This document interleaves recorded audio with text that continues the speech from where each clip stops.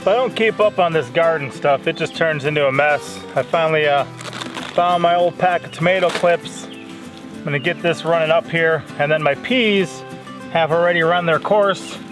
So if there's any that have gone to seed, yeah, here we go, that have seeds I can save for next year, that is incredibly important to us. And the rest of it, I'm just gonna chop up into smaller pieces for composting and make some new soil. But while I work on this, I have something I've wanted to share for a while, and I'm not too overly impressed by it, but it also doesn't surprise me. And pretty much,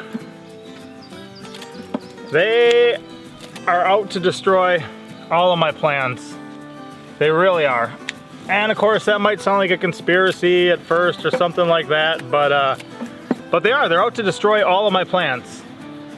When we moved down here to the Ozarks from Wisconsin in 2015, part of the idea was, can we still find a place where we can live kind of the type of free life that we want in the United States even? Does it still exist? And since then, we decided to move here. We bought some land that was affordable. We paid for it out of pocket because we don't like debt. We consider debt bondage, debt slavery to be a bad thing, and far too often it's a choice that people choose. I do not personally find wisdom in that. I think it's dangerous. So we paid cash for our property, then we paid cash for our home as well, which has been huge because I don't have a mortgage. And I'll tell you what, I really hate the brainwashing going on in the world today too. I'll see ads on the internet and it'll say, are you a homeowner who owes less than, $100,000 on your house? And I'm thinking, like, you can't redefine everything. If you owe less than $100,000 on your house, you're not a homeowner. You are not a homeowner. You do not own that home. Remember? That's why you're owed this much money for it. But they try to trick people. They try to make you get a self of accomplishment just because you got into debt. I don't care if it's a student loan, a car debt, whatever it may be. But the point is, our goal was to cross as many recurring costs, as many bills, that's what it is, off the list as possible. And then, whatever we still needed, it'd be easier for me to earn, hopefully from home, because I wanted to be with my family and with my wife. And I wouldn't need to leave as much for work. That's been the goal. Even this, dropping the grocery bill. That's the purpose of me being out here today. Gardening. I don't want to buy compost and topsoil, so I'm making my own compost. Doing things like that. But the deal is, there are agendas afoot. And there was even one from the World Economic Forum talking about how by, I think,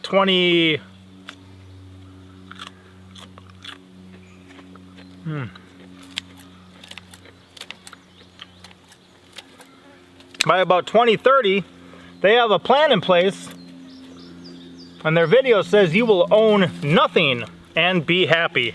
And I'll tell you what, being a homeowner versus a renter, it's nice for renters that when they have an issue, they don't got to worry about it. That's the landlord's problem. I get that, but when you take ownership away, then you put people back on that treadmill.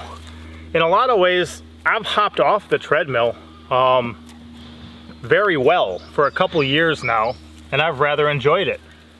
I'm not a hamster, I didn't want to be on that hamster wheel. I'm not a rat. I didn't want to participate in the rat race. I had other things I wanted to do with my life. But even like back in the day, you used to be able to buy a computer program. Remember it?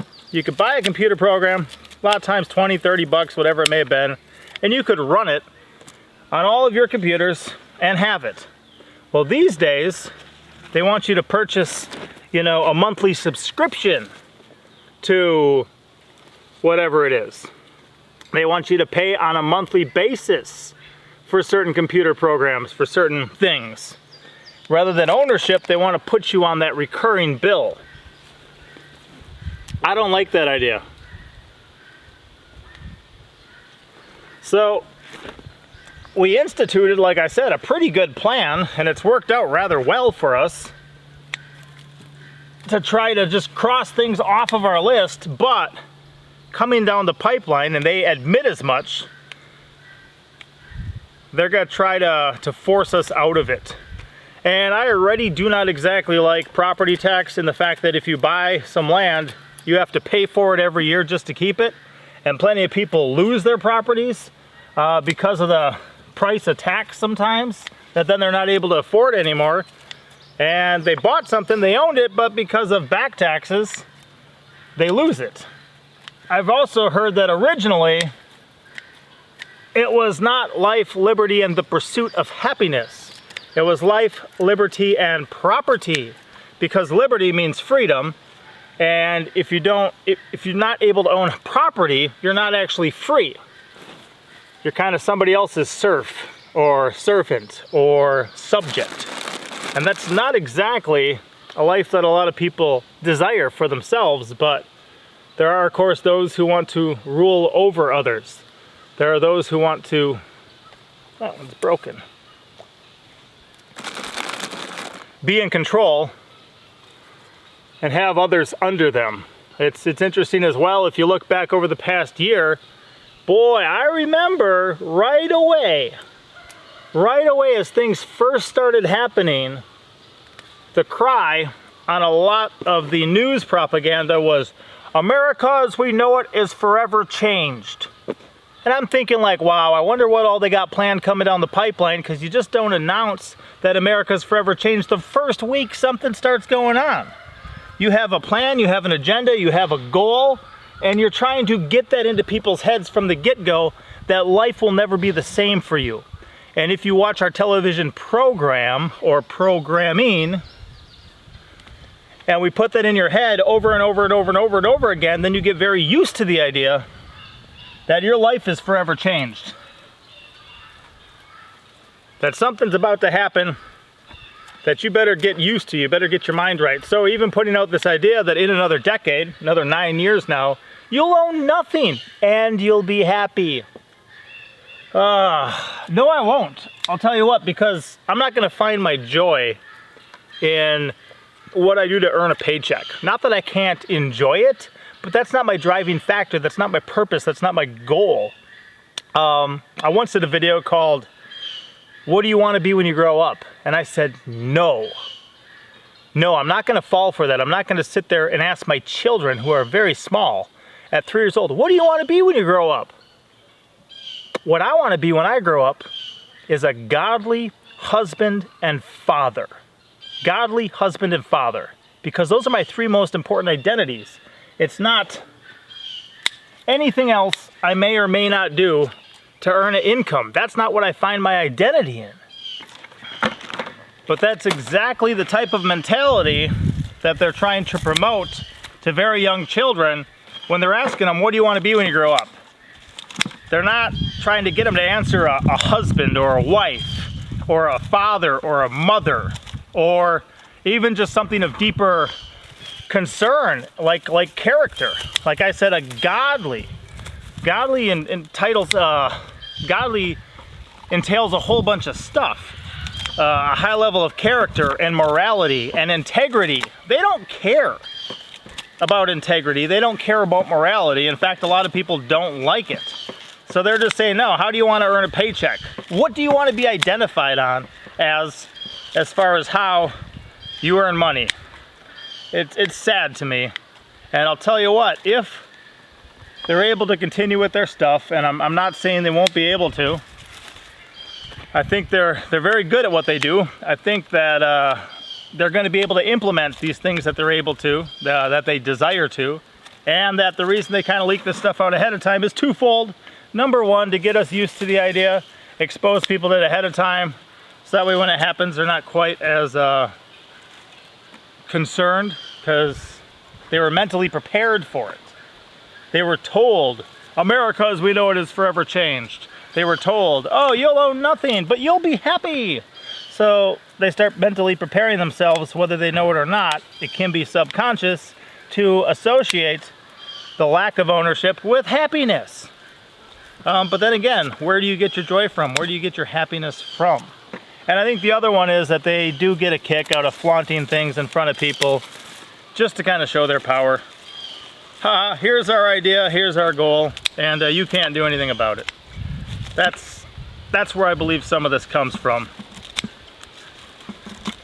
For me, if I am on a recurring bill hamster wheel to the point that I need to be working maybe even 40, I used to work 60 or more, you know, hours a week, then I'm not a free man. Then I have a very big obligation to earning that paycheck. And I don't want to find my joy in that. I don't want to live my life that way. I like being here. The children are taking care of some animal stuff right now. I'm in the garden right now. Mama's working on some sort of food, something. You know, our lives overlap. We're here together. And we're able to enjoy this simple life that we provide for ourselves. Again, if you want to be free too, you really can't be a dependent. If the government's going to take care of all of your needs, you're not free. And the second that they decide they don't want to take care of your needs anymore, it's checkmate endgame, you lose. That's a dangerous situation. So just to kind of increase awareness, to let you guys know these plans are afoot. When they have things like the World Economic Forum and they bring this stuff out, and they even put the propaganda out, they put the videos out saying this stuff. They have a plan, they have a purpose, they have a goal, and if we can at least be aware of it and know that this is what's happening, perhaps there's certain things we can do to stop various legislation or other things that are going to take away our property rights. I want to be able to invest in this property now, which was raw land, and have it get better over time to the point that when my children are bigger, you know, they can either have this, work this, or have something as a better asset, you know, to sell. Stuff like that. A lot of people, what they leave their children is debt. Mom and dad die and they're like, oh cool, we finally get their house. And it's like, no you don't, because they never owned that house. They were paying for it. They got, you know, years of payment invested into it. They got thousands and thousands of dollars worth of interest invested in it, but they never owned it. And then a lot of times, moreover, if they did, then they, you know, they go get a second mortgage or other things. They just hop back deep in the hole. There's a whole thing with debt and finances and different stuff that we glean a lot of what we believe from what God says in Scripture, where He talks about debt. First shows up, He says it was a curse. If you look at why most marriages fail, people cite financial trouble. You know, financial hardships. Is like, well, yeah, you guys are so deep in debt. Of course that's going to be a stress. Of course that's going to be hard. It's going to be an issue. But you got people who have their credit card debt and their car debt, and then they go to college and they get their student loan debt, and then they meet someone they like, and then they decide to get married and buy a house, and between the two of them, they're, you know, $500,000 in debt as they start their relationship together. They start off in a giant hole. Boy, I wish people would have warned me ahead of time. I know a certain amount of our audience is older than me, but I hope that some of the folks younger than me consider these things, consider the dangers that can present themselves financially from things like debt. You know, what do I do in a situation like this? Here I am. Since 2015, we've been investing hard in this particular goal of kind of our own personal exodus, of leaving the life we knew for the hopes of something better, moving down here to the Ozarks, working on buying property, then working on that property, moving forward with that property. It's been a journey, and then you find out that they just state right in the public face that they have a goal, and their goal includes you not being able to own anything. That you'll have to be on a payment plan, you'll have to rent everything you want from them. What do? Do I buy the propaganda and say, oh, yep, that'll make me happy? I don't know. There's only so much I can do. Do I think it's coming down the pipeline? Oh, absolutely. Do I think that every single crisis, whether engineered or otherwise, is going to be used somehow to help them accomplish their goals? I absolutely believe that, and they've said as much. So to think that something like that is a conspiracy theory, when they stated openly and honestly, and they put it out there, at that point, you really don't have a leg to stand on if you think it's just hype or just crazy people talking. Definitely not saying they're all sane who come up with these ideas, but you know what I mean. So for me, it's to teach and train my children to be as wise, as skilled, as educated as they can in real things. It's to be able to be aware of these things and to prepare for the future. We'll see how it all works out. A lot of us, if we really want to be free and don't want to be subjected to that type of lifestyle where we have to rent everything, well, then maybe we're just going to need less stuff. You know, maybe we'll have to do without. I know a lot of people doing without a lot of stuff. I know a lot of people right now making short-term sacrifices for long-term goals, and I'll tell you what too, I think that a lot of what we get exposed to and experiences from in this world can be used as training, a preparation for us for the future. There's some bad stuff coming. I've read the entire Bible. I know how it ends. I know some of the things that are going to come upon this world in the last day, and I also realize that the tickling ear, appeal to the flesh, kind of good news that everyone's hoping for, a pre-tribulational rapture and stuff like that, that's not biblical. That's not what Scripture says. And that's not going to happen.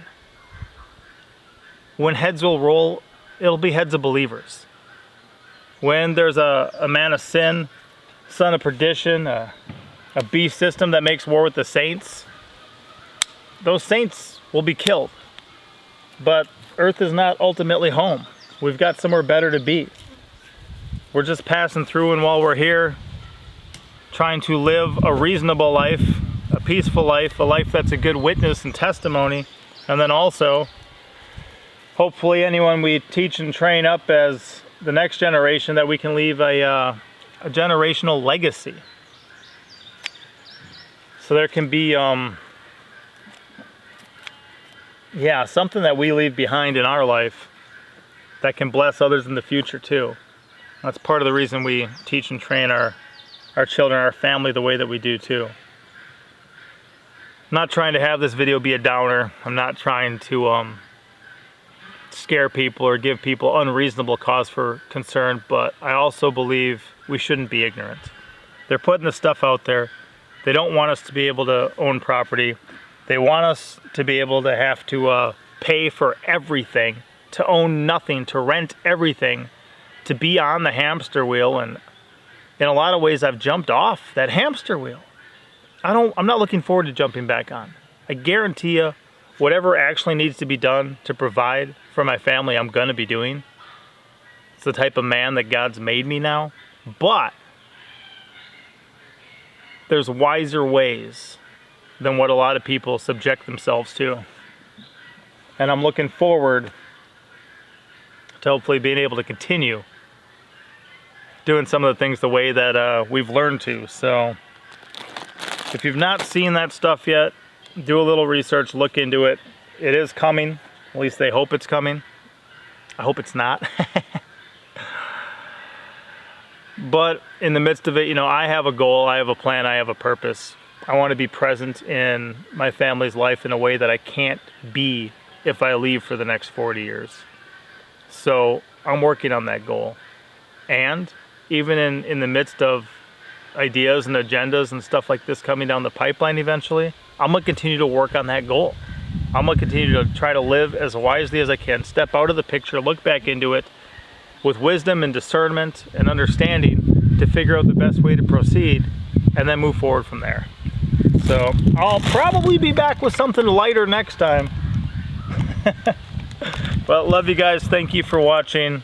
If you found this video worthwhile, you know, and think that somebody else might get stuff out of it, feel free to share it. Otherwise, like I said, educate yourself, educate others. Live an intentional life with wisdom. And we'll see you next time. Pop out. You know, the farther you get from the beginning, the closer you are to the end, and a lot of people are really feeling like we're heading into some end time events. The Bible has a lot to say about the future before it happens. Many of those prophecies have been fulfilled, but many are yet to come.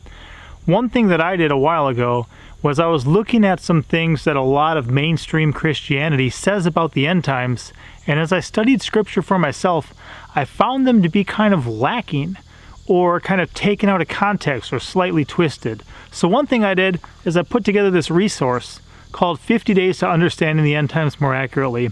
I took a lot of what I was seeing from scripture and I just made it where each day you can open, you've got some stuff over here and some stuff over here. That's your reading for the day. And in just 50 days, I think it'll open up your eyes to a lot of what scripture actually says that it seems people overlook sometimes. It's not very hard to read, it's pretty digestible, and at the end there's just a couple points usually on each page to make sure that whatever I was trying to bring out of the text, you didn't miss or overlook.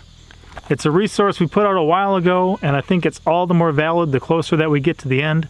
Many people who've read it already have really appreciated it, and we'll have a link in the description and probably the pinned comment where you can get this either directly from Amazon or from us on our Etsy shop. Be blessed. Thank you for watching. And that's fun.